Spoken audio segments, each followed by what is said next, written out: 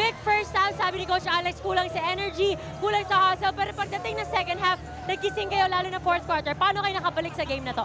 Kasi nga, medyo bad start namin. Medyo ano kami, nag-rattle kami. Tapos, hindi kami maka-execute. Nakawala kami ng communication sa depensa namin. Nung second half talaga, sinabi sa amin ni Coach na hindi kami yung naglaro ng first half.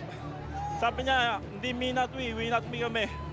Ngayon naman, Vic, Sunday may chance na mauwi nyo ang kampyonato. Ikaw ba, sa tingin nyo, champion na kayo sa Sunday?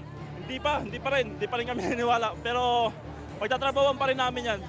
Ngayon, Vic, batiin mo na ang mga gusto mong batiin. And of course, imbitahan nyo ang lahat ng fans ng Alaska na sumuporta sa Game 4. Sa lahat ng mga Alaska fans na sumusuporta sa amin lagi, kita-kits tayo sa linggo.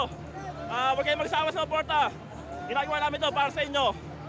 Thank you very much, Vic, and congratulations.